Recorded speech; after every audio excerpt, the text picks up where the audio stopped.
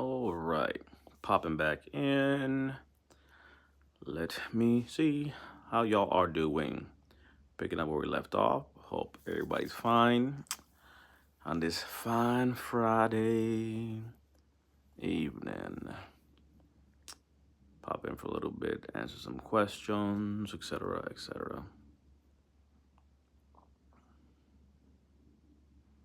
Let me see.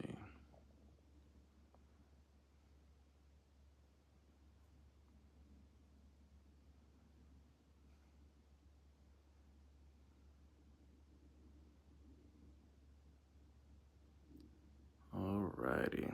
What is going on, folks? Hang out for a little bit, answer some questions. Feel free to tag a friend, share a friend, do all the stuff that these things say to do. Talking to about the countdown as we go. Dan in the house, Navy, Vietnam, retired. Let me know what branch of service y'all were in. It was cool to see that. Our countdown to our BDD class. For those that don't know what a BDD is, benefit delivery at discharge. For active duty folks leaving active duty, we're doing that class Tuesday. We got a free BDD checklist for folks. That's in the link in bio. But the class is Tuesday night. So got folks signed up. We're ready to roll. Little final touches on some of the behind the scene things as we get closer to the class. So that should be cool. But hope everyone is having a decent evening. Was live for a little bit earlier, but popping back now. So admin notes, I guess. This whole change of what may happen or may not happen, who knows, right? Social media be crazy. But as far as someone asks, like, hey, what happens if things get banned? My same username will take you to YouTube. So I am live right now on TikTok and over here on YouTube. So if you see me kind of going back and forth, that's the reason why. Let me know what branch of service y'all were in and the years that you served. Are you rated or not? Where are you in the VA claim process? Always like to kind of know that, so I appreciate that. Let's see here. I have vertigo, hearing loss with double vision, mild TBI. What should, it cut off there, Dan, so I'm waiting for the next part to your question. Let's see, comments in the live was filtered to protect us. Yeah, they're getting really crazy on this side. I couldn't tell you. People over here freaking acting like robots. It's fine, but don't write medication. Don't write about, offing yourself or something like that, because it screens it. So it kind of tells me that community comments were, filtered out for community, safety, whatever. So be careful. So I'm not ignoring you. You just may have typed something that I don't see. Yeah, because it just kind of pops up and tells me when they do that. Okay. Semper. Duty to assist once I filed, how long do I have to wait? That can vary, honestly, like what's going on, the wait time for what's needed or what wasn't done. So that can vary in so many different ways, realistically. So it really is a crapshoot. Marine Corps in the building. What's up, my brother? All right. All right. Let's see. We got mental edge in the building. Army 90 to 95. Yes, my brother. LaShawn, let's see what we have here. Air Force 87 to 98, 70% waiting for a decision for a new claim. What did you file, LaShawn? What are you waiting for decision wise? Navy in the building. If you're not getting help from BACC, what are you doing? Say it again for the people in the back. It's Shay. One of the best Navy folks that I know, because she happens to also be my niece. Jess is in the building. It's like a whole family reunion. What is going on, good people? This is crazy. Yeah, that is awesome. Let's see what we got here. Desert Storm is in the building. Army Desert Storm veteran Temperance Nitis, J Tron. You with Desert Storm, what's going on, man? Talk to me about your breathing. Talk to me about your GI issues, IBS, GERD, respiratory conditions. Like those presumptives are real. Chronic fatigue, etc. Let's see, on YouTube, again, we're on both sides. TikTok gets banned. We keep pushing. Nothing changes. Jump on my newsletter if you haven't. Links in bio. If you're leaving active duty, our class is Tuesday night, the BDD class. Links in bio. So be there, be square. And yeah, same username. So if you are fearful of what may happen on TikTok, I'm literally on YouTube. So TikTok and YouTube. multicast or double, whatever. Let's see, Metal. How are you tonight? I have an exam coming up for secondary back pain, insomnia, service-connected PTSD. Nerd. Any words? By the way, Mel, Army, 80%. Okay, so we're looking at insomnia. Secondary back pain, insomnia for service-connected PTSD. So what's the current 84 that you have? So you're going for the back-end insomnia, correct? Just to make sure that I'm tracking with you. Let's see. Jess, congrats. Baby coming. I like it. Let's see. I'm waiting on mental health and writing. Check. VNCC is my organization, actually. Amy's in the building. Appeal takes years. Mine took 5 years just for 10%. Do HLR instead. So no.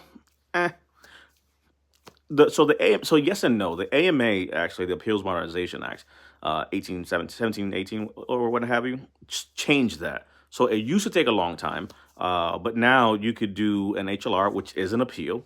You can do a supplemental claim, which is an appeal. You can appeal to the board, which is part of the appeal. And even at the board, they have different lanes. So they've added different lanes to the process, which, again, the high-level reviews and the supplementals, they don't take as long as they used to way back when. So that's changed some. But sadly, yeah, there are folks that have been in the long old legacy appeals for 5 years just to get a whopping 10%. But the high-level review, though, you know, I mean, if you're so that's actually a good point. If you get denied and you file for a higher-level review, off the bat, and again, this is not me trying to be, you know, anything funny, right? I don't know what you filed. I don't know what you did. I don't know what you've done. I don't know what's in your claim. There could be things missing. Without me knowing what's in there, I'd be hard-pressed, and it would be irresponsible of me to say, do a high-level review. Because here's the reality. If you're missing some key things, you're going to get denied again. A high-level review isn't a fix. If everything that should be in the claim is in the claim, check. However, if you are missing something, you have to go then supplemental to add that, because 2 + 1 will never give you 4. So that's where when I do these things, and I gotta look for Pastor K. Thanks, Agoro. Agoro with the super little like thing over here. I don't know what to call these things. First super of the live stream, man. My man Dan, I love it. I appreciate you, brother. These things, again, they're kind of new to me, so I'm trying to figure out how they work. YouTube does some cool stuff. But if you're gonna do, I'm just saying, rather, the last live I did, someone had said something. So just a disclaimer, right? And I kind of figured out almost kind of what I do here, which is crazy to say this way, but if you ever ask a question, all questions are welcome. There's never a thing where you should feel bad for asking questions. But on a live the other day, it clicked. I don't have tips for you. I don't have words for you. I don't have anything to give you. And the reason I'm saying that is because I'm not into giving a veteran a fish business. I'm in the teach a veteran to fish business. So when someone asks me a question, my response is always, I need more context. Anyone, again, that's why I was saying it's not a trying to be an ass here, but anyone that thinks they can just give you an answer because you said, I have a CMP coming up, do you have any tips? I do not have any tips. I don't know anything. It's like saying, hey, doc, I'm sick. What do you think? What do you have? What are the symptoms, dude? Like, that's not how that works. You know what I mean? So again, it sounds obviously very common sense, but if you think about it, how can I truly give you anything if you're not giving me something? So I'm saying that because when you ask your question, I'm going to ask back, hey, so what's going on? What's CMP for? What you're doing? Because if I know more context, I can then answer your question, but I answer it in a way to explain it so you understand how I'm coming to the solution. So it's never well, he just said do this and I'm going to do it. Why are you doing that? I don't know. Today I opened up my schedule to start taking some calls. Not a lot, just a few. But I took a few calls, and it's interesting talking to some of y'all kind of one-on-one, because the feedback has been pretty good. It's been interesting to have conversations to see what our vets need, but really getting down to where I've talked to people, and again, I'm not one to bash. I'll talk in generalities, but I don't name call like companies. I don't do like the whole don't do this, don't do that. Look, I'm talking to y'all to help you solve a problem. I don't care what nobody's saying. But if I'm having a conversation with you, it's like, okay, I work with so-and-so, or I work with this company, or I did this. And when I ask the question, okay, why did you do that? If the answer is, I don't know. We're just going to do that. That right there is like wrong. You should not work with someone or have help, give you help that cannot explain the help to you. You know what I'm saying? Like, I understand, hey, just do it for me, fix it. But when you get down to the CMP and they call you in, you can't speak to what's going on. Why are we doing this? Oh, we're doing this because of this. Pop, pop, pop, pop, pop, pop, pop, pop. So when we work with vets, it's like, hey, I need you to understand how we're doing this, right? This is a race. This is a fight. You have to know how to jab. You have to know how to duck. You have to get your cardio up. We treat claims like combatives, is my point. So I just say that just because I think when you're asking questions, whoever it is, ask for data. Like, look at my video on the proposed changes. I literally pull up the regulation. I show you where it is. People are talking about all these changes. I got videos from when they proposed it. That proposal was from February 2022. In April 2022 was the suspense date for comments to go back, the pushback. And then June 2024, this year, is the final date for decision. So when people are like, when do things take effect? There is no thing taking effect. The suspense date for final action is June. It may not get approved. It may get approved. But again, where are they getting context from?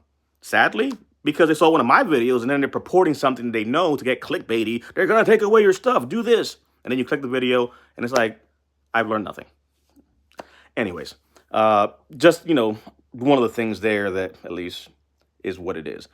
Okay, so let me get back to some questions here. Okay. Secondary back pain, insomnia. So you're going to go for the back pain. Again, that's pretty straightforward there. Do you have a diagnosis on the back pain situation? What specifically do you have? When you're looking at the musculoskeletal, it is range of motion for some of these things. But beyond the chronic pain, I almost make a point to say that the biggest issues we have as veterans is we don't understand that and this will be a ballsy statement, but half of what people are telling you to do out here is wrong. And I'll explain.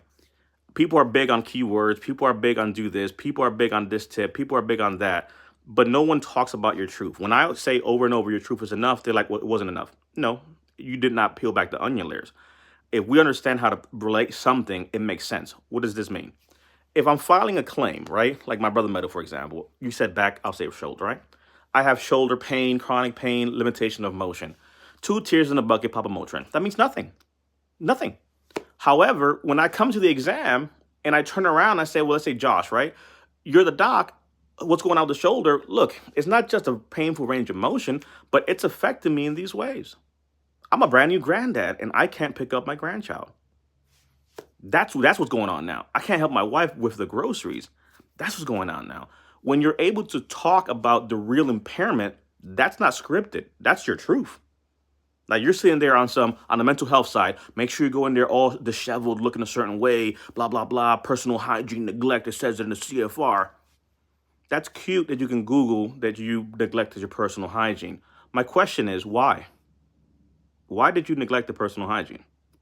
I'm happy you can Google. How about the fact that maybe, right, I've learned to put this disclaimer. I don't have personality disorder, but when I'm telling you stories, I will use very frequent language based off our veterans. So, because one time I'm talking and I'll refer to myself as a female and I'll say my husband because I'm trying to switch between different points of views. But no, I don't have personalities, multiple personalities. But maybe, right, I am a woman who has been victim of MST.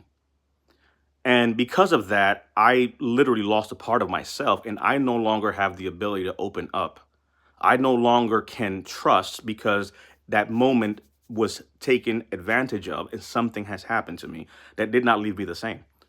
From that moment, I had to change and become something different so that this never happens again, right? That's my psyche. Now, when we get to the point where the hygiene question comes up, it's because I don't want anyone to look at me. I don't want to be seen. I don't want to be looked at. I want to be completely ignored. Or I'm a man who has these issues where chronic pain is so bad that I just don't care to live anymore. And sometimes I just wish that I wasn't around. So it's not that I didn't take a shower today or don't look a certain way. It's that there are things that are causing this symptom. If we understand to speak to that level, what's your gross impairment thought process? Why do you not want to be here anymore, right? Not that you're a danger to someone, but sometimes, doc, I just wake up and I wish I did it. I'm not trying to hurt nobody, man. I'm not trying to. I don't want, Second Amendments, this, that, the third. I'm not a bad dad and bad mom. The world would be better if I wasn't. That's an ideation. Understanding how to speak, understanding how to tell what's happening, no matter what the conditions are, the flare ups, how this affects me. I cannot do this. I have vertigo. I can't turn off the smoke alarm. As a man, I can't do shit around the house that I built. I built this house with my hands and I can't even change a light bulb. If we understand how to break these things down and speak to the level of that impairment to us, that's a game changer. And that, once you understand how to speak this way, everything's different. This Wednesday, we had my class, ACR CMP. I'm gonna tell you the truth. I always update it. I've been teaching a CMP class live on a Wednesday for the past 3 years straight. I alternate between the basics class and the CMP class. But this past Wednesday, I knocked the shit out of that class. It was a great class, and that's a lot for me to say, but it was great. We had a lot of folks that came in, and it was good perspective. We were able to unpack a lot of things, but it's understanding that I can teach the same class every week, and every week it'll be different because I'm really going off of what we have, what are the questions, what are the things, and being able to really expand on things. So understanding how to get people there is key, because we've even had couples who've come, and by the wife listening to the CMP class, they were able to better understand how to write a personal statement. Because now I understand why he does what he does, or what's happening in his psyche, or how that really affects him. I talked to a veteran today, some of my calls. And 30 years ago, he had a traumatic event in the Air Force. And as he begins to talk about it, he begins to get emotional, and he just says it's hard. And I said, that's your problem. It's not hard. And he kind of looks at me a little bit.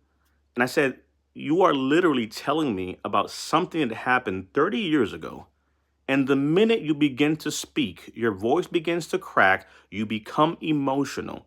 I would argue to you that it is not difficult. What you're dealing with is literally destroying and crushing you. Because it's not that, it's been a month since I got fired.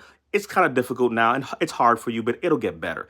It's been 30 years and you're still going right back to the moment the minute you start to talk about it. We're past it's hard, because it's hard. No, I am hurt. This hurts me. I feel guilt. I feel fear. I feel these things. People sometimes in these lives, they'll say, well, how come non-combat people get rated more than we do, and da da da da da da da. Okay, let's take PTSD.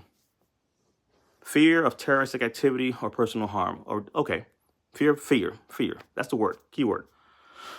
So when you have an operator, a combat arms person, and they don't have the ability to put their ego aside as a grown man, post-service, file a claim, PTSD, and say what happened. Well, this happened, blah, blah, blah, a usual day doing a job. Okay. And we lost some men, blah, blah, blah. Okay. An accident, IED happened. Okay. Did you fear for your life? Well, it's the job. That's your problem.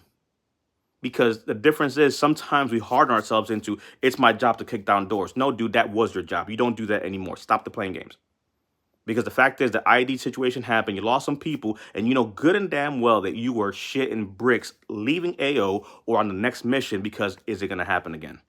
But you don't want to admit that fear was at play, because we don't admit defeat. We don't admit fear. But the cook, on the other hand, said, yeah, we're in a convoy. This thing went south, and I was terrified. I was in fear for my life. I was like, what the hell am I doing here?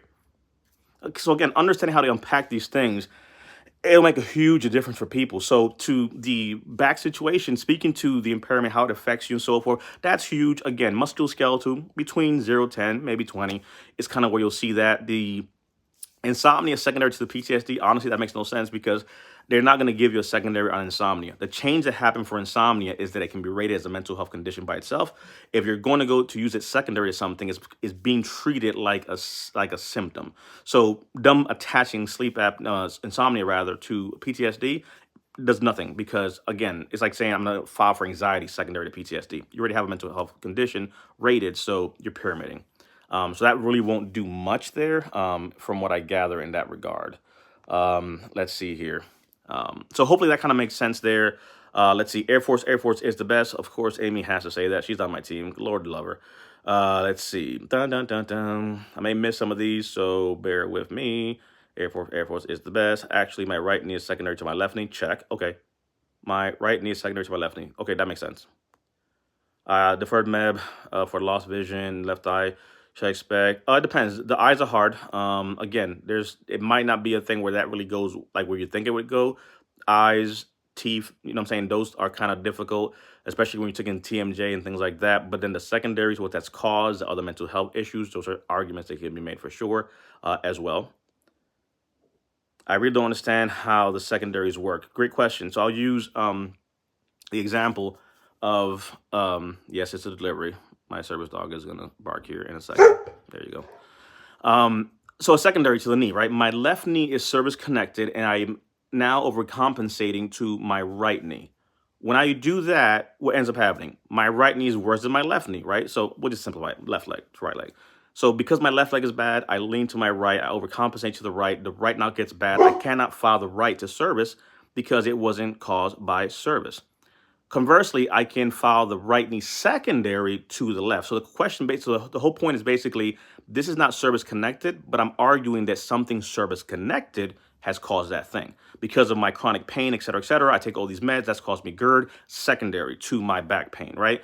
Whatever the case may be. So understand that the secondary is you're saying something's already rated, and that in turn has caused a thing. My guy, Michael, what's up? Ferocious? Let's see, I did a HL last year, it took about 5 months. Check. Okay, so that the Munoz. Okay, I'll check. I said my inbox is swamped on this side, but check. If you make more than 150K, the government refuses to pay. No, that's a TDIU thing, and that's a national poverty level, which is like in the tens of thousands. So no, there's no thing on that.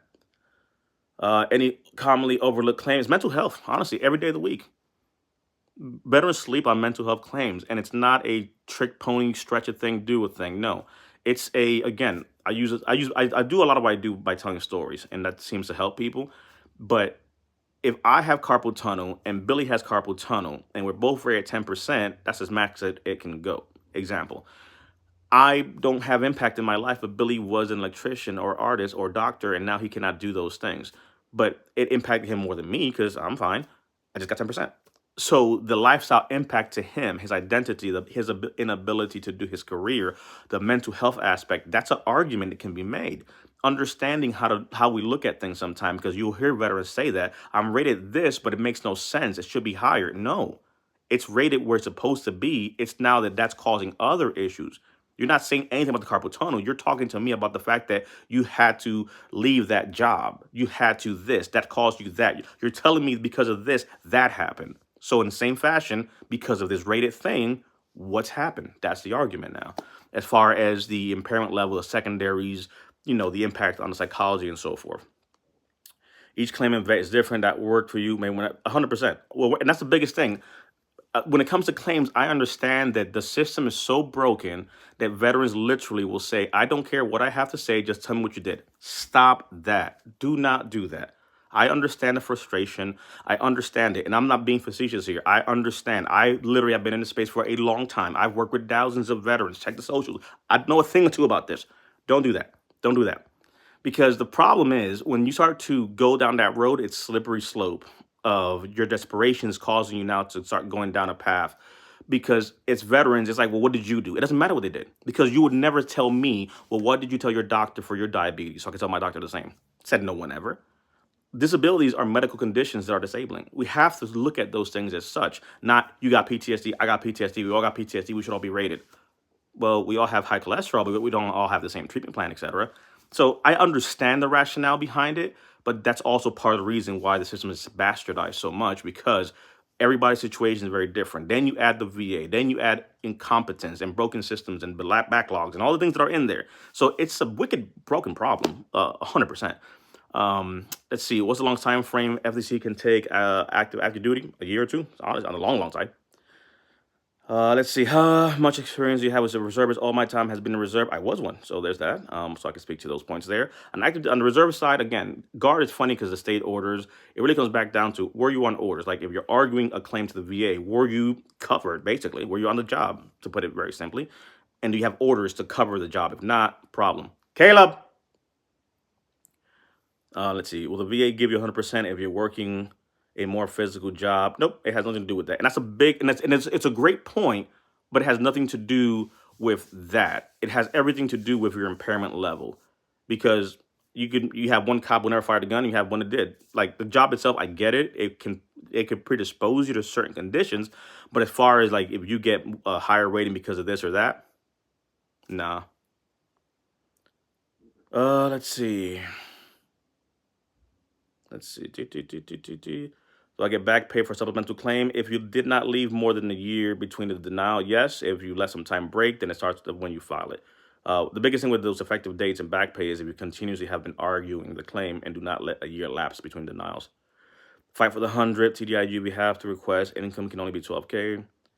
Let's see. How can I see a CMP exam? Freedom of Information Act. Unless a VA did it, then you can get it from inside there or your blue button report. I don't get Social Security yet, only 51 check. Appreciate your sleep apnea video. VA gave me a CPAP, but just denied me for sleep apnea check. So that's the thing. BVA, VHA. So understanding how we connect that, because healthcare is one thing, benefits are another. Just because they gave you a CPAP, that's healthcare. But then we have to argue how we connect to the service, right? What is the pointing thing? How is it caused or made worse by service? For sleep apnea, you have instances of a secondary being the argument at times. Okay. Caleb, come. BA advocate had to appeal my husband's case because they didn't count all other claims. I'm confused what to share my eval. Which eval, Trish? I'm confused. Which eval specifically? When referred, how does DoD? Let me see. Do they give ratings for hearing loss? Yeah, it can go pretty high, but it's not like a hearing aid thing. It's just auditory discrimination, level of hearing impairment, etc. So that varies. Have you heard of the 80s peacetime veterans during service connected for toxic exposure? Terra, that's a big one too. Get the delivery, Caleb, the door. Thanks. Terra. Terra is toxic exposure risk activity. PAC Act is a good thing, but Terra is something now lets a veteran argue their exposure to toxic sins, etc.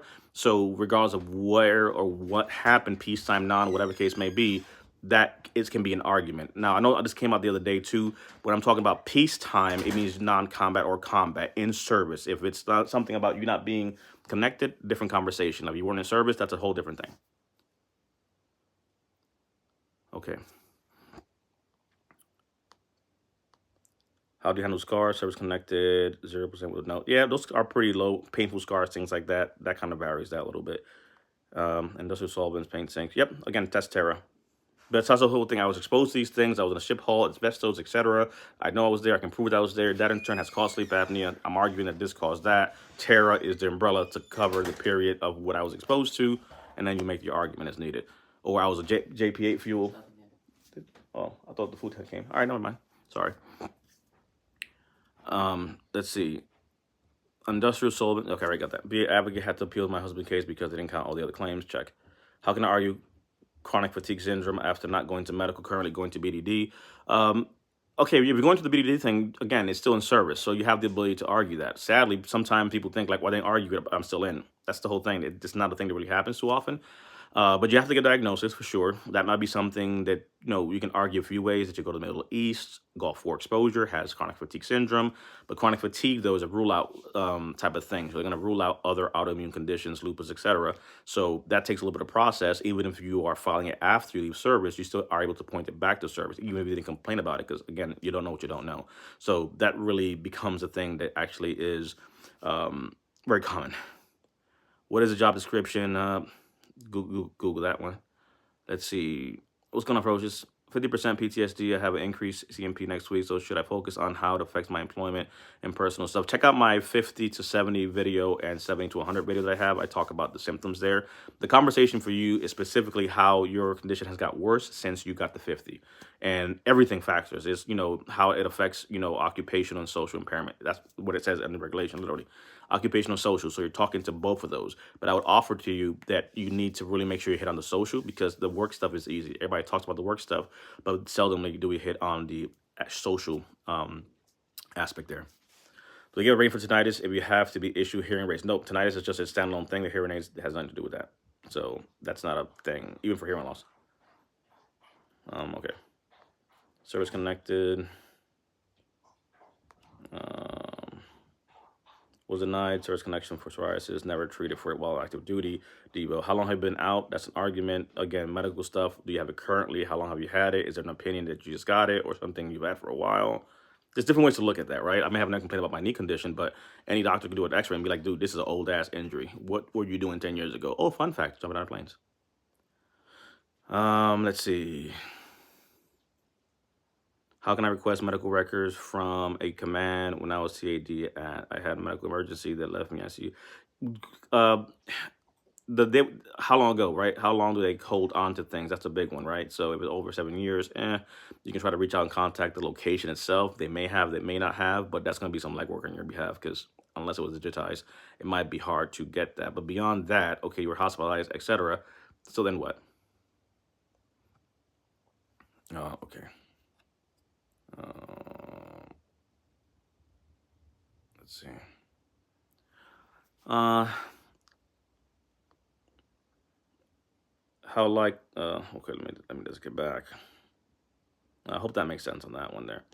All right, we're back. How likely would you be able to be approved of FSCI with 100% PNC for combat? Nope. And that's the whole thing. Like the combat PTSD, the combat means nothing. It's geography. Someone in combat could have experienced a traumatic event. It is no worse or better than someone who's experienced a traumatic event that literally, had something stateside. So the combat piece is it just does a thing, but it's not what people might think. In this case, no, it's not going to be something that gives you a leg up on a thing automatically, but you can use it to argue that, hey, you do have a disability. It is recognized by the VA, and here are the medical documents. So some of the things that the Social Security might need and use to verify for sure, that will help to be able to provide that. But it will not be just kind of like it makes it easier thing, right? You're going to pretty much go through the process like most folks in that regard, make the argument, make sure you can point to how this thing is a thing. And, again, because you have the disability on this side and you have the records and et cetera, it just helps because most folks coming off the street don't really have much to argue with disability. So they have to go through that whole process. Whereas on your side, you kind of already have some of that. So it is helpful. Which study shows 4.3 more likely than right? Okay. Okay. How can I approach burn pit exposure 30 years ago that was denied? Terra, toxic exposure risk activity. That's a big one, a huge one for a lot of veterans. Same thing with the studies and what are those things, and then obviously do you have those things there too? So even then, Debo, that's something like a nexus letter would help with as well. I'm currently on a biological for life. Check. Active duty lieutenant colonel. Okay. Okay. VA hospital gave me CPAP 2020. Can it be secondary to VA prescribe? No, you're not going to get that secondary to the medication. That's not how that works. My husband had surgery in the Navy, and now when he moves a certain way, it hurts him. And it hasn't been seen though recently by someone. So beyond that, okay, something's wrong here. So he needs to get checked. He needs to be seen by a specialist. Let's see what's going on, what's causing said thing, to be able to then point back to, okay, what happened in service, because this was jacked, right? Something was wrong. Something's off here. So what is the diagnosis to be able to make the argument? So that's the first part, right? Getting seen, what does he have, what's causing the issue, then you can potentially make an argument to tie it back. For those of you who haven't done it, get on my mailing list. Links in bio. That's a huge one that I would say and invite you all to be a part of it, because if social media gets crazy and things get banned, who knows? Chris just got my 100% PNT. My man. Let's see. It's been 6 months and they still don't have. Look. That's that. Let's see. When the first met, how does the DoD rate and what is it based off? A very similar criteria, like what the VA does as far as the impairment level. So it's very similar in that regard. I was exposed to the storm, be accepted. I was in the area exposed, but was denied. And that's where sometimes they just get it wrong. So it might have to be just an appeal thing, because again, you have a diagnosis. I was in theater. IBS is a presumption. I should have it like a Vietnam veteran with diabetes. You were there, you know what I'm saying? So sometimes outright the VA just gets it wrong and you have to appeal. Like, what's the rationale? Why did they deny it if you meet the presumption and you have the things, et cetera, et cetera? Sorry, I missed what you said about missing med records. How do you prove connection without it? Sometimes you don't have the medical records. That's just the truth. But the body keeps the score. I never complained about my knee conditions or pain in service, because you did not do that back in my day. But I have 200 jumps under my books. I have jump master wings, etc. Fast forward, my x-ray showed the deterioration, wear and tear that is beyond a natural wear and tear for someone my age and lifestyle now. that now begins to point to that. So there are instances where your own body is keeping score of things. A nexus letter helps to bridge that because sometimes there are no records. So we're working backwards, right? Like obviously, if for example, like saying again, very extreme, I freaking got my left leg freaking, swiped off. I don't have records that it happened or that whatever from the time frame or lost the paperwork, but if you can see, I'm missing a leg now. You know what I mean? So obviously that's kind of common. That's obvious, but the rationale being like working backwards to point to a thing, X-rays, medical opinions, those type of things for a provider to help make the argument will come in handy. Because there are instances where a veteran just does not have the records. My oldest veteran is 96 years old. A lot of no records. Two of my claims got denied recently that should have been approved. Juan, why do you believe this should have been approved, and why was it denied? What did they say? Typically, how long time do you submit docs to the VA? Do you get a rating still active? Flip a coin. Who knows, man? Who knows? New Jazz. Who knows? Honestly, that could be months. It could be much longer. It's a crapshoot.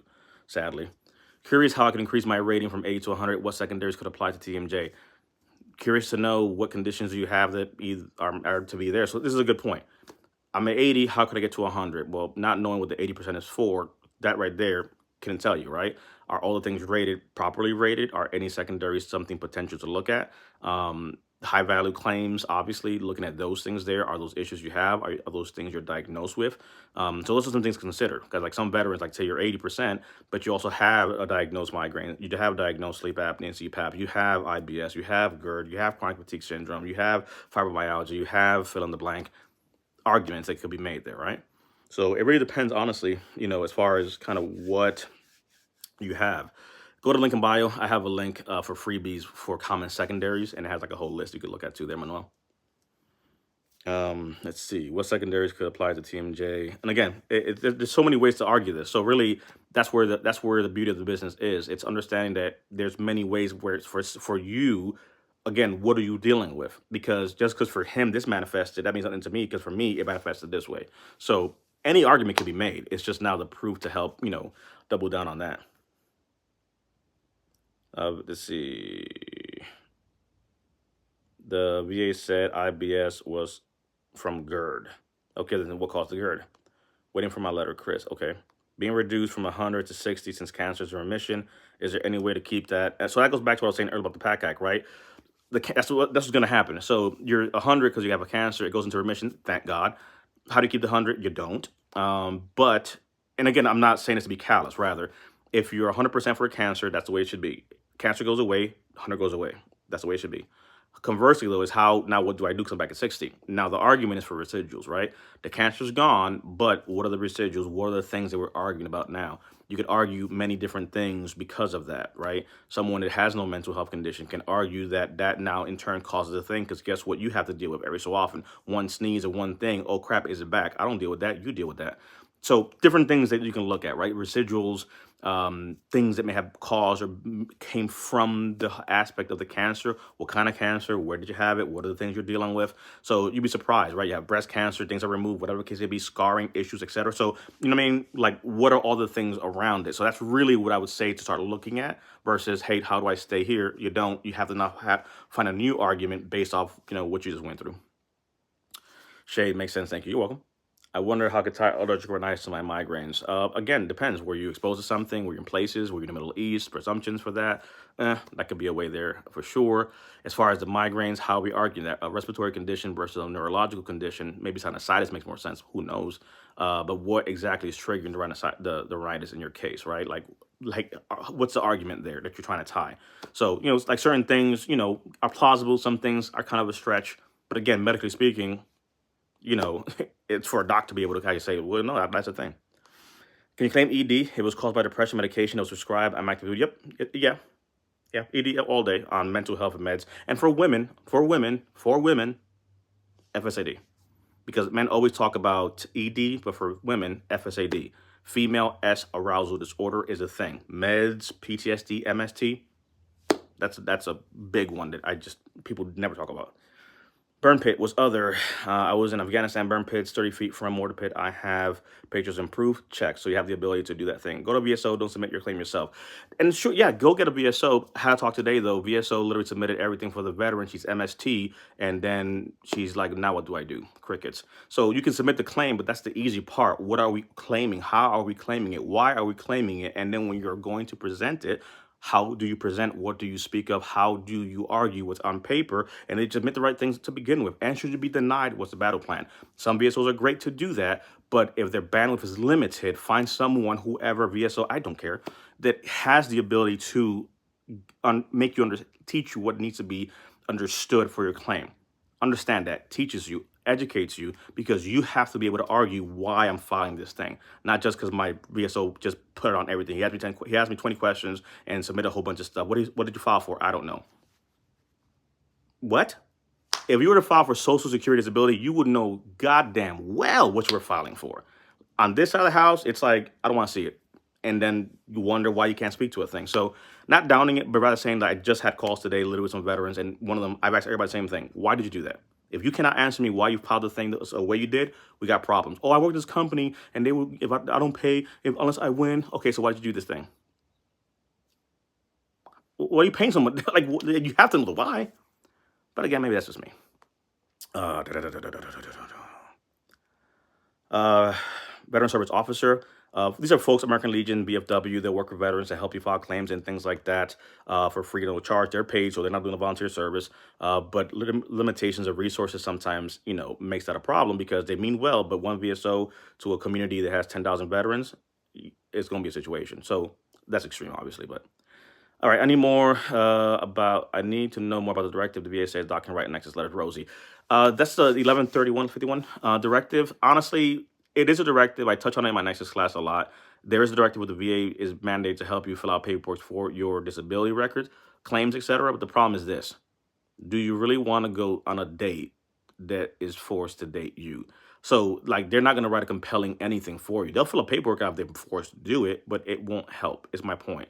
I don't see an argument here where a VA doctor you're with reluctantly is made to fill out something for you that actually helps you win a thing. There is nothing there making an argument for you. It's checking a box doing a thing. Rationale or opinion as to whether or not it might be service-connected, you're hard-pressed to do that, unless they willingly want to do that. So I always look at it that way, right? I don't want to date someone forced to date me. Like, if you don't really like me, don't talk to me type of stuff, right? Examples, I'm married, just in case. Let's see. I didn't get service connection for a lot of claims. Finished ideas met board. What can I do? Pull a list of all things you're dealing with. Start looking at how you can connect those things and what's impairing. Where's the level? Is it something that you can make an argument for? Even if you got out, you can still file stuff for sure. VA issue a CPAP. Thinking of filing sleep apnea secondary to VA prescribed. You cannot do a sleep apnea secondary to gabapentin or ibuprofen. That doesn't work that way. A secondary disability goes against a disability. I cannot file sleep apnea because of gabapentin. I know what you're saying, but the question here is, what did gabapentin and ibuprofen create? If we're talking weight gain, we have a different conversation. 30 BMI, that's the whole point. So we're not arguing to the medication. You do that, you're gonna get denied every day of the week. If you're gonna file to the weight gain, I have a video on that, both YouTube and TikTok. Scroll back, YouTube's easier. You're using weight as an intermediary step. If weight gain is the intermediary step, then I'm arguing now that because of the weight gain that I have, but again, peel it back more. Why were you on gabapentin, etc.? Well, because of this rated condition of back pain and the pain meds and all the stuff and the inability to move, that caused the weight, that caused the sleep apnea. So the weight is the intermediary step, but what is the first thing that caused the weight? And then from the weight, what was caused after? Sleep apnea, hypertension, diabetes, whatever the case may be. Again, how do we construct an argument? But constructing an argument of secondary to that, and the thing is, you'll go and do that and literally goes in the system, you go through the process and get denied. And if God forbid a VSO or anybody cosigns on that shit, Tori CL, jogging a few months after getting out, suffering pain but never went to medical. Okay, fast forward though, what's the problem now? What are you dealing with now? What is the condition of the situation? So you got hurt, that happened, check got it. What's the situation today? Persistent, yes or no? Let's see, urinary frequency, my service treatment record can't be claimed by itself. Is that true? How easy, hard would it be to claim? Okay, got initial rating last week, but I'm back, Title 10. Should I file secondaries to BDD? So a few things. So like prostates, right? I'm in service. I have a prostate problem. I can't file prostate, but I can file the symptoms of that. So this is where it gets kind of interesting, because a prostate condition can cause urinary frequency, or it can cause avoiding dysfunction. So I'm filing for my prostate, which is manifesting as a urinary frequency or as avoiding dysfunction. So there are instances where someone's like, "Well, I don't see this condition I'm filing for," because things get rated analogous. The insomnia change, it's rated as a mental health condition now in and of itself, right? So those are ways to consider probably arguing that urinary frequency is a condition, and it is in the CFR. If you have, STRs that regarded that was in there, that is definitely a thing. Literally go in there and look at it. It is. Sleep apnea secondary to weight gain for depression. If you're overweight, it's hard for them to improve strategy, just like it. 100%. 100%. Yep. I applied for VA benefits a year ago, but was denied for not going to my appointments due. Well, that wasn't good. Work-related issues, so I never followed through with it again. Yeah, you might have to. I don't know what's going on. Yeah, it's gonna be a process, but I wouldn't say don't apply until you're able to actually make it to these things, because that won't work in your benefit. Yeah. Will that first application affect me? No. I get out next year. No, it happens. You know what I mean? Life happens. Like, again, they can't judge you. They just denied you. Now you're gonna have to go ahead and file an appeal. That's all. Let's see. Brian's in the building. Let's see. I care. Connect me. There you go. There you go. I hear have prescribed CPAP secondary. No. I know sometimes you'll comment stuff so I can see it, but there's a lag. So, yeah, I already answered that one. Took me a month to get an appointment to see a VSO. If it's a good one, hold on to them. I pulled the director of the VA that I work with will not do a nexus letter. And again, the nexus letter is an argument saying, hey, do you think it's probable that this caused that? Look, I'm going to give you the bare minimum. So it is a directive, but if they don't want to dance, man, look, I don't like it personally. Let's see. It gives VA doctors job security. Okay, I don't know what that was there. BSO submit claims every day, so they have a lot more background than most veterans. 100%. And that's the whole thing. I mean, like, you need to be able to have access to someone to help you. I don't care who it is, if they have the ability to make you understand something. You know what I mean? Like, that's the other part, too. Some folks want to think they're smart and talk nicely, but can you break it down Barney style? You know what I mean? Like, okay, you're a super duper scientist, Neil deGrasse, but can you talk English to me? Because I don't know what the hell you just said. Diagnosis denied this exam, particularly in terror, but still denied. The tinnitus you can probably push back on, Brooke. Like, nose exposure. When was it diagnosed? You just have the symptoms. That one's the one that is pretty decent to fight back. Let's see. Do you recommend filing VSO or yourself? If you don't know what you're doing, do not do it by yourself. Definitely get some help. That's the biggest thing I would say. I meant med secondary to meds. Meds secondary to meds prescribed for service connect. So that's the whole thing. Stop talking meds. We're talking about the lumbar cervical spine rated condition that in turn has caused the weight gain, that in turn has caused the sleep apnea. That's the argument. Stop saying meds, because the minute you bring meds in the conversation, it's irrelevant to the conversation. I take these meds and gain the weight because of all that. But the argument is saying this rated condition, the spine, has led to this weight that has led to this thing in turn. That's the framework. ED, erectile dysfunction. Yeah, let's see. If you temp, can you still request temp step? What does that mean? Have actually changed the way. No, they have not done that. I have a video on that you can check out as well. No changes. 76-year-old, 60% benefits that anyone can that they could call me back to. No, you're over the. No, that's not a thing. It shouldn't happen. You should be fine. Urinary incontinence secondary to lumbar spine. Yeah, that's another rating right there. Could potentially be an argument, because I have a job. They won't give me over 30% for mental health condition. That's incorrect. That's incorrect. I don't know who told you that, but that's incorrect. I medically retired from federal law enforcement. I'm telling you, as someone with ratings, I worked in the government way beyond 30, so no. I have 20% and have claims with a secondary. Is it good that they brought back my original claims? Household brought it back. They gave me tendinitis and they took it away. I don't know how that. Again, I need more context, so I can't even really opine on that. I would review 30 CFR and look for different levels. And again, understanding what are we looking for in the CFR too. Because sometimes some veterans get really, really smart on doing a thing, and it's like, that's a cute statement, but that's also negated here because you filed. You know what I'm saying? So yes, the CFR, look at those things. Some vets get really, get real preppy and start to be real smart, and they get all M21-1-ish, and they get all CFR-ish, and that's nice. But then if you read this other part, it shows that you don't get that. You know what I'm saying? So sometimes, get perspective. Definitely look at the rating criteria, understand how things are rated. But I always, say be careful, because you have some folks that, go down a rabbit hole, and it's just like, well, hold on a second, get some context, get some perspective, ask questions, right? Like the question here, hey, no, stop talking meds. It's lumbar, weight, sleep apnea. Let's see. That's what they gave me when my mental health rating. Check out my 50 to 70, 70 to 100 mental health rating. That has nothing to do with the job. That has to do with your symptoms and what you said and how you presented and what was presented there. That's a job thing, is not a thing. I'm telling you. So, and understand, I'm coming from the perspective of, I have a company, we help veterans file claims and work through claims and, push back, fight back, all these different things. I do these classes, I do these lives, I do these things, a bunch of stuff. So moral of the story, yeah, I can tell you all day, that's not a thing. Do you think MediRe is a good company for appealing? I personally don't know.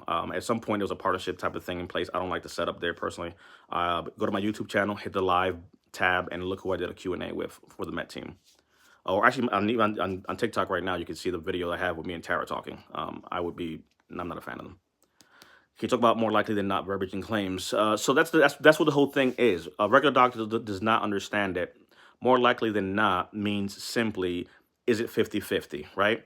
50-50 means that, hey, it's more likely than not. It's more than likely than not. 50-50, 51% chance goes to the veteran, right?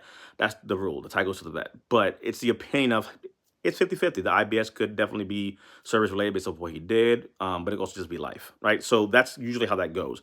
Because the only time you have like a full-blown due to is, for example, again, it would never work this way, but to be, animated, right? If I got my leg blown off on a flight line and I file a claim for it, my leg is missing due to this. There is no question about it. It has nothing to do with life. I lost the leg because of an accident. Due to. Anything else claim-wise, that's where the most likely than not, because there's other factors of life. They cannot definitively say you have IBS because you were in the Gulf, right? So that's where those things kind of really get weighted when it comes to the more likely than not. So that's what it means, right? It's more likely that, yeah, it could be, but less likely, that means it's not even half-half, then you don't get it. What do you need to prove PTSD? You have to have an event that was traumatic that you can point to, and then be able to speak to the current symptoms, right? So what happened? What are you pointing to? And you're able to file a claim. PTSD can be many different ways. Personal assault, MST. What do you need to prove? You need to be able to speak about the thing that happened and begin the process of identifying when it happened, where were you, and some details there. Sometimes there are records, sometimes they're not. So that's where you develop now the argument for the claims. As 90% of yesterday. All right, my man. Let's see. I've been in contact. All right, Boltman, check. All right. Have been diagnosed with Medicaid GAD, but was first hand in service, but no nexus. If you have a diagnosis, complaint in service of generalized anxiety disorder, that helps the cause to then argue I still have it now, and I did complain about it in service, and the nexus, pretty easy to argue. But if you've been out for a long, long time, then maybe that may help to point it together. Let's see. What is best for nexus? Body letters or personal statements? Neither, because that's not a nexus. A nexus, independent medical opinion, is a medical provider weighing the information and giving a medical opinion based off their thing. So let's say I am a neurologist. I have reviewed your records and I am given a rationale to say, I believe that what you're saying is due to service in my medical professional opinion based on regulatory studies, journals, and what have you. That's a nexus. Body letters, personal statements are just supporting things. That has nothing to do with that. A buddy letter does not provide a nexus. I understand that you have seen and witnessed a thing, but medically speaking, there's no tie they're giving. They're just giving context to the things around the condition, if that makes sense. So I'm the doctor saying, yes, the migraine situation, yes, makes sense. Your personal statement, this started happening in service. Your friend saying, yep, all the time he leave work, talk about my head hurt. All of that together makes a thing. But without the medical diagnosis, etc., you saying the thing, he saying the thing won't be enough. 90%, 85, having a point for sleep apnea is the best to you, PTSD. So no, it depends. Again, there's many ways to connect that. Some people can go PTSD, MST, PTSD, GAD, leg, back, you know what I'm saying? Those different ways. It really comes back down to what is the argument that makes sense, you know what I mean? So not a best way, but rather what's going on with you to be able to look at that. So again, I cannot give you an answer to that because what do you have? Because upon further review, I'm like, dude, every day of the fucking week is this. Like, what the hell? So without knowing those details, right? Like, what are you working with to potentially be able to say, okay, that makes sense, that doesn't make sense, because you may have other ways to argue that. All right, 5 minutes, and we're gonna shut it down here. Make sure you get on my newsletter. Tuesday, my BDD class kicks. So if you are transitioning, either you're a year more out or you're about to get out, etc., jump on that. Links in bio for that. It'll be recorded as well. Resources, it's a class, so you have access to go in there, get the resources, and review things as you go. Newsletter, big thing. If you're not following me across social, please do that, because TikTok may go away. So then if we're not here, we're on YouTube. Let's see. 100% PTSD is a Wednesday. Check. It took 9 years. Check. What about migraine from too many airborne operations? Can that be claimed? Again, so that's the whole thing. When we're talking disabilities, it's a present tense conversation, right? So when someone begins to talk about what happened in service, okay, those things happen, but now fast forward, I still have the migraine. What's the argument specifically? You know what I'm saying? Like, I ate a bunch of bad MREs, so I have IBS today. Stop it. That's not you know what I'm saying? Like, I'm not saying it can't happen. But again, what was going on that caused those things? Did you complain about the migraines while you were doing said things? Because a whole bunch of other people didn't get that, right? So that's very unique to you, right? Did you complain? Did you have these things? And in turn, do you still have them manifested today? They began only when this was happening and have not stopped since, right? So that's what I would say on that part.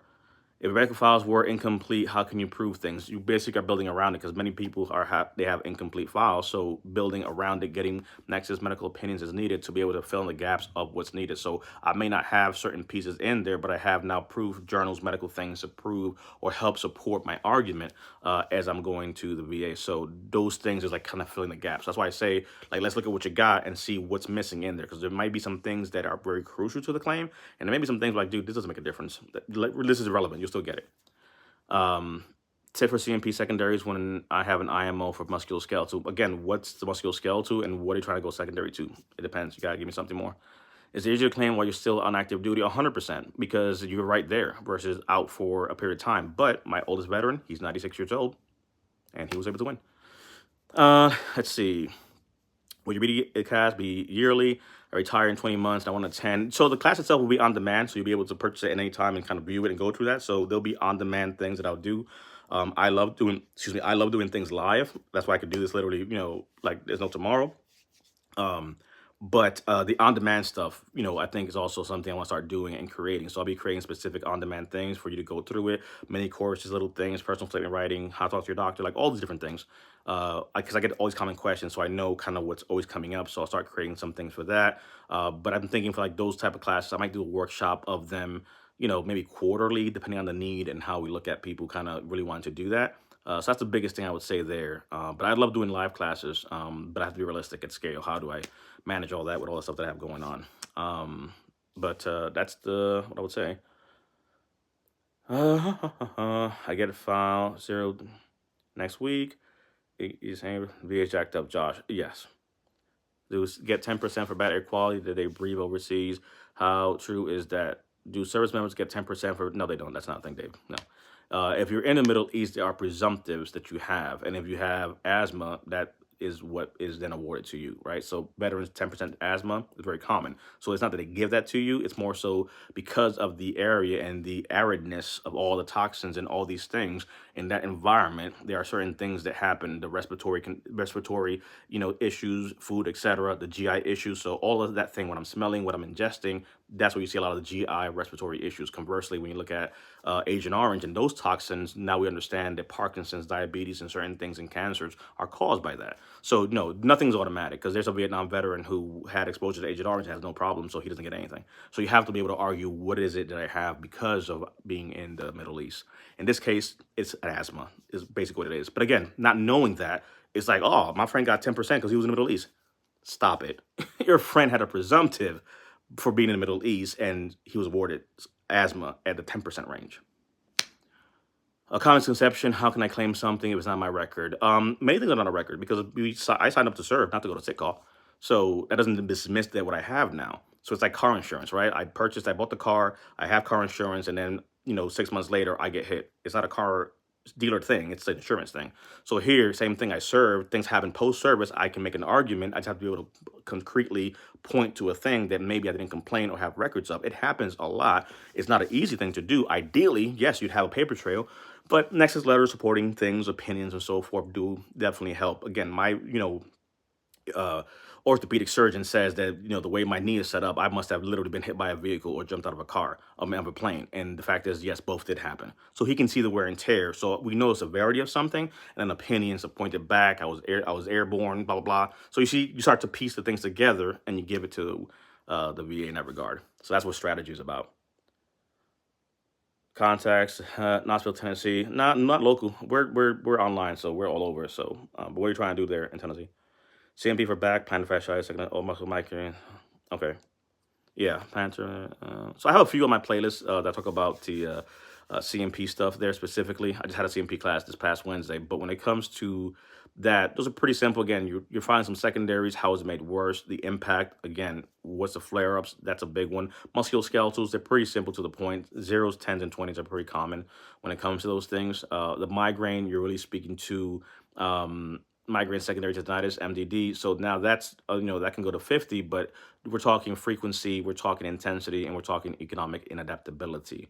If you look at the video that I have on migraines 101, I kind of cover some of that. So the big thing for that is, again, what are the symptoms? How often are you getting them? If you have logs, great. But then also the economic inadaptability, right? How does it affect your work, missing leave, etc., having to be fired, whatever the case may be. Those are some big things.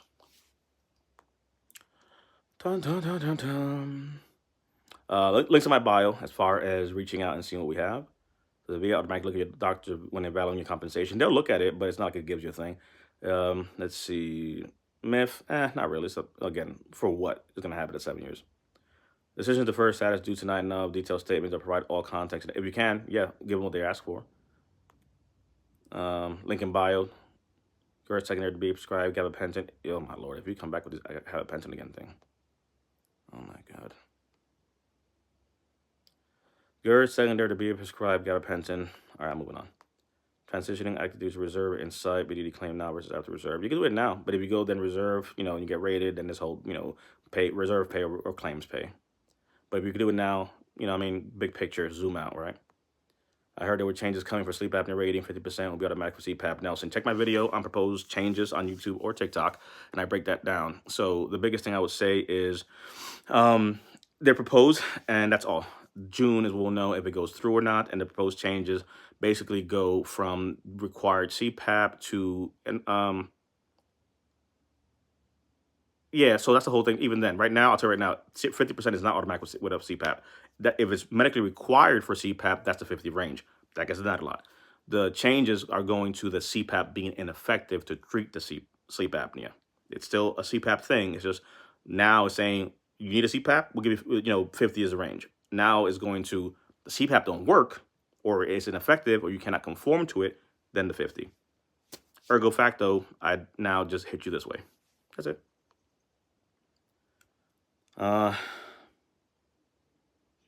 Let's see. After CMP exam, is that when the 90, 120, 50 wait time starts to get a decision? That's not a thing. It could be like weeks or days or months. So that's just a crapshoot, sadly. Submitted IMO migraine log 4138 with severe migraine multiple times a month and how it affects me, work, etc. Good, Bill. But also, again, when you go there, the economic inadaptability. That's a big one to hit. My C file very big on service nodes, PTC, da. Check again. If it helps, great, but you can still file for it. You can still make an argument, even in light of things being missing in the service record. So that's not uncommon. All right, good people. We're gonna actually do a miracle thing, which is we're gonna end it here. What I missed what you said about the CPAP. Sleep apnea is rated at 50% can be rated at a 50% if a CPAP is medically required. That's the requirement. If you have hypersomnolence, no CPAP, you could argue a 30% rating under the sleep apnea rating criteria. The proposed changes, though, are proposing that it move from medically required CPAP to the CPAP is ineffective in treating the sleep apnea. That's the change. So when we understand that we are going from is this medically required to does this effectively work or not, that now means I'm just going to argue it that way, because for some it could be that, and again, this is where, like, look, I'm a veteran, I have PTSD. All right, man, look, give me a moment. All right, give me a moment to have a moment, if you will, good people. Um, that's why we're not the same. I'm saying on this side of the house, there's people out here talking all this crap and can't tell you shit. I've been here for 65 minutes answering questions without stopping. You either know this shit or you fucking don't. That's the first part. But then talk to me about strategy, bigger picture. Like, people talk a lot in this space and want to be talking heads, but okay, this is what's happening for the change. So I just told you what the change is, like that. And then I can tell you how to fight it when it comes. Because if the change now is that it's ineffective in treating the sleep apnea, well, most veterans can't use a CPAP anyway. So if you think about it, you already meet the requirement, because your claustrophobia makes a problem of wearing that. Your sinusitis rhinitis makes a problem of you wearing a CPAP. The mask, your night terrors, what have you, make it to where it doesn't work. Your dermatitis, skin situation makes it to where you can't. You know what I'm saying? Like, there's reasons why many veterans today say, I can't use it. It doesn't work for me. I rip it off in the middle of the night. My phobias, whatever the case may be. That's a valid argument as to why the medication, CPAP, is ineffective in treating your sleep apnea. Ergo facto, that's the 50. Follow, like for more. Like, I mean, like, people make this whole thing, and I get it. Like, they play a social media thing and combat fucking Teddy. Like, dude, shut the fuck up. Like, it's not. You know what? And moment, son. My point being is, there's definitely, there's different levels to the game, and I only have these moments when this comes up, because I talked to a dude today and he's like, I see everybody, I consume everybody's stuff. And I'm like, and that's why you're gonna mess up. Because who are you talking to right now? I'm asking you a question. Where's your favorite freaking YouTuber at? I'm not hating on anybody. I'm just saying, break it down, Barney style, get to the point. Stop with all this clickbaity, crappy crap, then get to nothing. Talking all this stuff and you don't answer a question. Like, give it to me straight. What's the change? Literally, I'll give it to you right now. I just gave you a sleep apnea change. What's the change for tinnitus? It goes back under hearing loss. So you're filing for hearing loss and they're treating it as you have no hearing loss and you have tinnitus. Boom, you're done. That's the change. Mental health. Oh my God, they're taking it away. No, they're not. It just goes away with the DSM-5 keywords to the WHODAS, WHODAS 2.0, World Health Administration. The way they look at the mental health is no keywords. They look at 5 areas of your life and how impacted are you in interpersonal skills, in this aspect of life, in relational life, etc. And if you can speak to those points of how severe or mild, there you go. That's objective. So what do I say? That's the whole thing. You have to be able to speak as to that, and that evaluation of how impairing it is makes the argument. That sounds a lot like how I teach my CMP class and mental health class and how I talk about mental health, because I don't speak about keywords. I speak about the impact of how it affects you, and if I can tell you and show you, boom, done. So my whole point is, boom, I just gave you 3 different proposed changes, what they are, and how to fight them should they come. Like, when you know how to fight, hello. Ground game good, standing game good. Anyways, Terra memo, a good thing for CMP exam. Yep, it is. It helps you. PTSD, 70% with major depressive disorder. Can I claim insomnia, depression? Nope, you can't. You cannot have Angel. You already have a mental health rating, so you're not gonna get another mental health rating. That's pyramiding. So basically, that even doing a secondary means nothing. You can't do that because they can't differentiate your symptoms for PTSD or anxiety or depression. So those will not be secondaries you would do. Conversely, you could do like migraine secondary to that or something else, but a mental health to mental health won't go.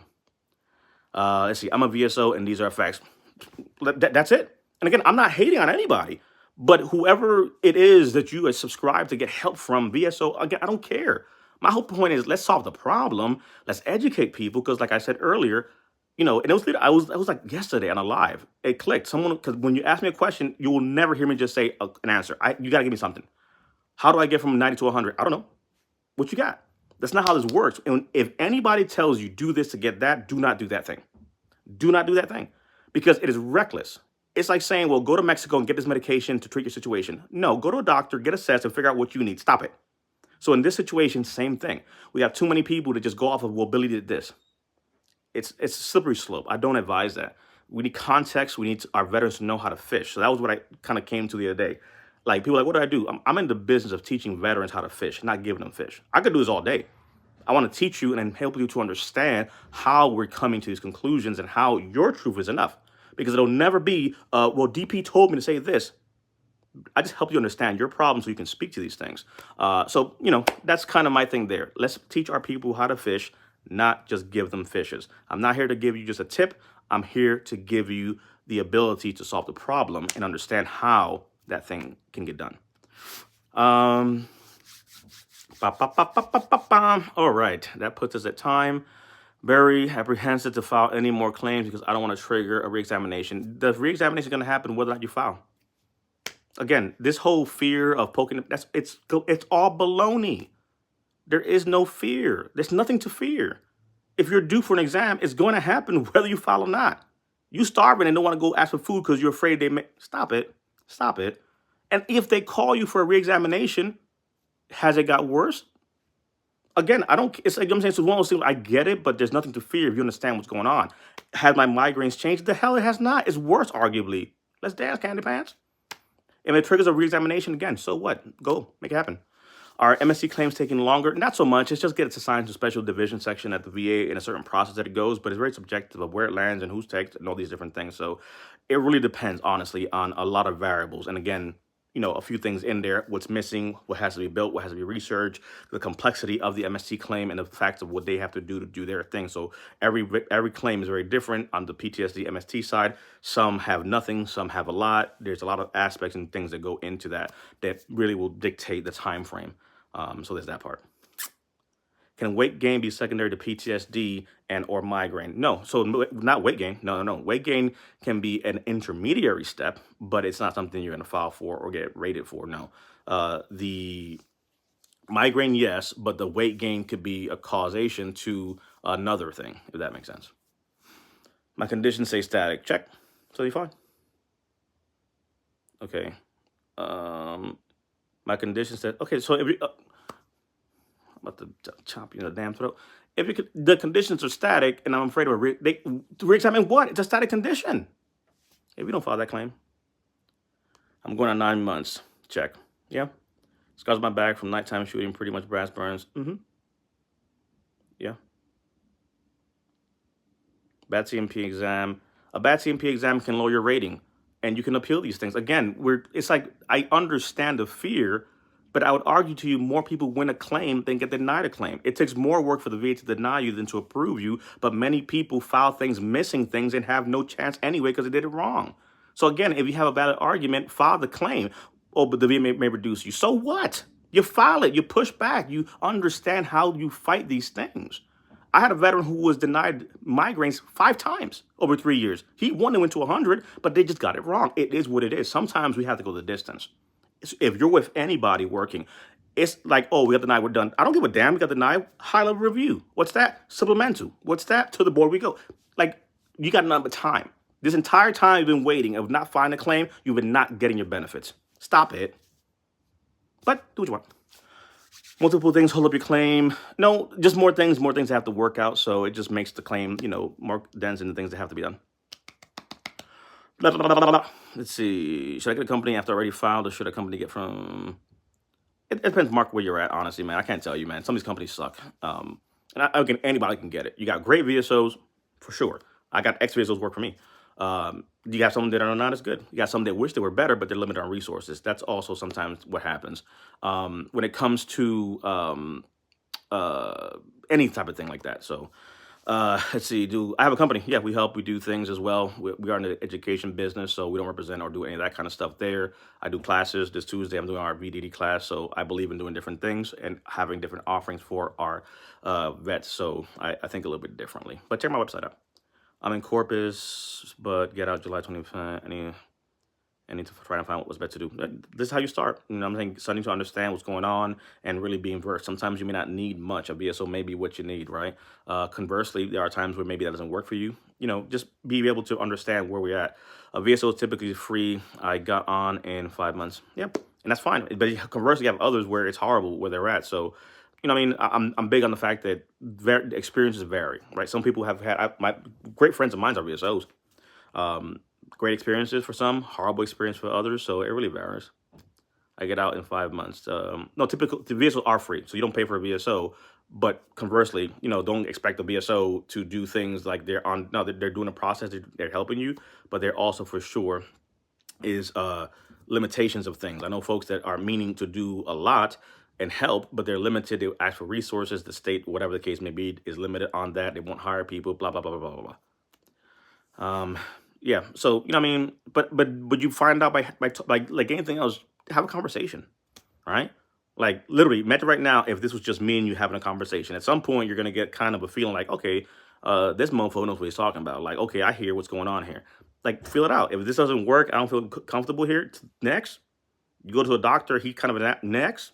Like, find one that works for you. So, it's a roll of the dice, yeah, but keep looking till you find the right one that works for you, whether it's this or that. Like, that's the part that sadly the veteran has to understand, that you have the ability to fight. Okay. What should I say about sinus migraines? It depends, Kathy. Are you filing for it? How are you filing for it? Secondary, direct to service. So not a say thing. What can you show? What are you looking to argue? Bum bum bum. Actually, I'm actually gonna be in Texas by DFW here in April. We're gonna go see one of our veterans. She's of stage 4 terminal cancer. We're gonna go meet with her and family and do some stuff there. I did a thing before. What's going on, Michael? I did a workshop in September. I'll be back at the Alamo, I want to say, in September. I think we're going to do another one there. So we're going to do a workshop in Texas there. So a little bit of travel going on in different ways for sure. Mark, yeah, no, but like I said, classes, again, maybe all you need is this. Maybe you need a phone call. Maybe you need a class only. Like, be very weary of like, just, I'm going to sign a contract, work with somebody. Like, no, what do you offer? Like, if there's only one thing only, like, come on now. So, but check out my website. Exactly. Talk to VSO. You can tell who knows what 100%. 100%. Again, there are instances where a veteran makes a conscious choice to do what they do. For some, again, this works great. Others, you may need some more resources, connections, things of that such. I'm big on options, so you never hear me try to push one thing, as far as that's concerned. Let's see. Have an appeal which has taken a monumental turn in my favor. Okay. Tell me about it. Any benefits for a spouse? DIC benefits, yeah. If the veteran dies from a rated condition, or they're 100% for a period of time. So they are DIC benefits. DIC. Right, Leggy?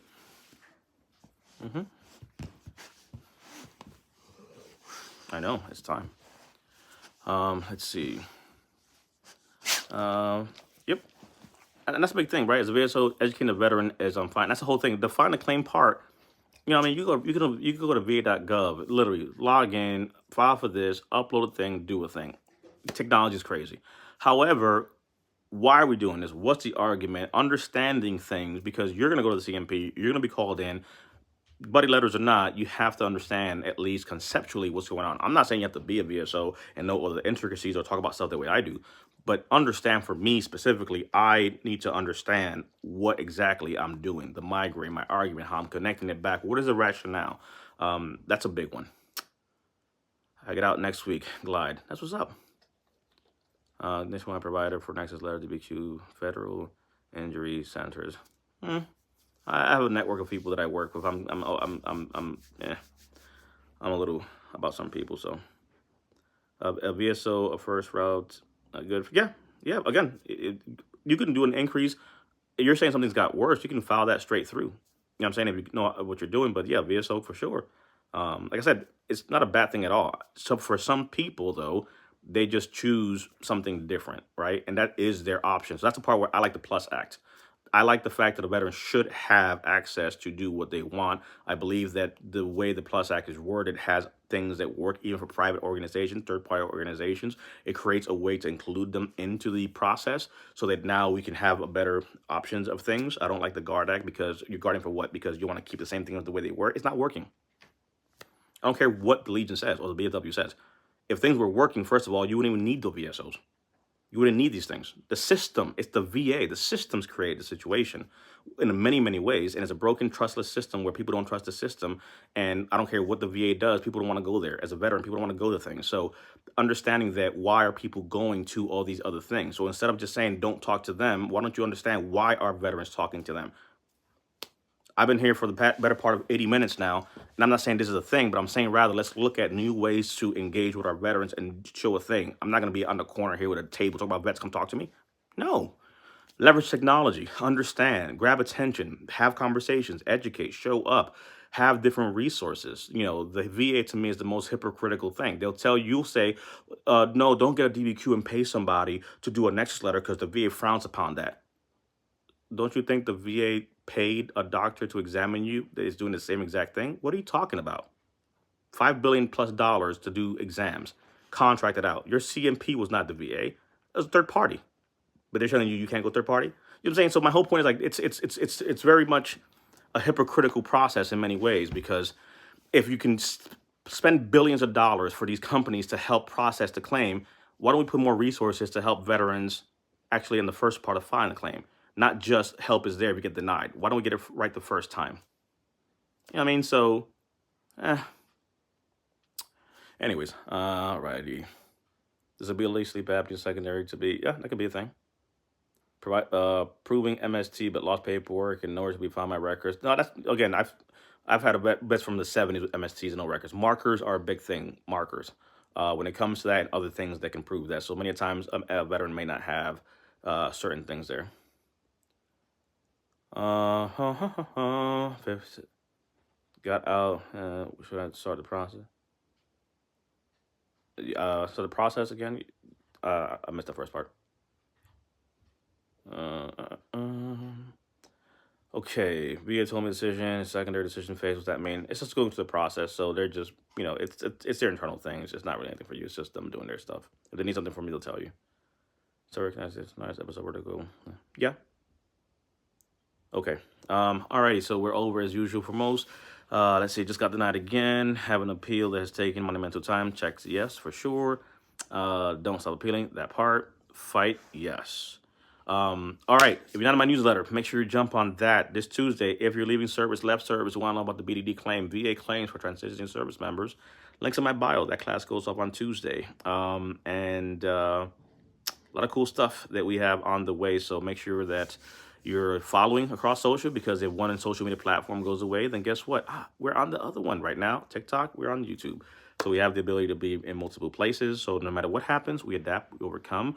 But join the newsletter, because at least then we'll have access to give you things and communicate regardless of who owns what social media platform for whatever financial or political gain these decisions are made.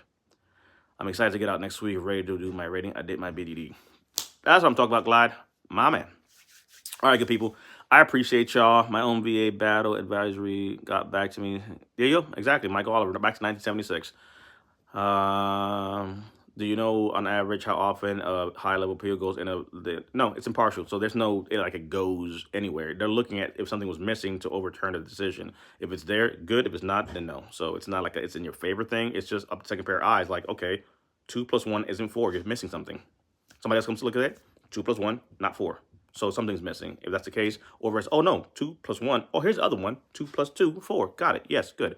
BDD claim is benefit delivery at discharge for active duty people or transitioning, so they can do the BA claim process as they're leaving service. So the class that we're doing will cover that whole process as they're going through this process, a year out, what to do as you're transitioning, CMP preps, etc. So it's BA claims, but for the active duty people transitioning. Nobody's really talking to that demographic too much, I feel, and they're kind of like in the, okay, I can do something. What do I do? How do I do this thing? And a lot of folks are like, well, I can't help you because you're not, a veteran right now. So we put together a class, and that's what's going on this coming Tuesday at 8 p.m. Eastern Standard Time. Again, crazy. It's, if you're active duty and you can't afford $67 for a class, I don't know what to tell you. Highway robbery. CMP for back knee, tips. Ori, I'm jumping off literally because I've been jumping off like a hot minute. But check out my playlist. I touch on a bunch of those things.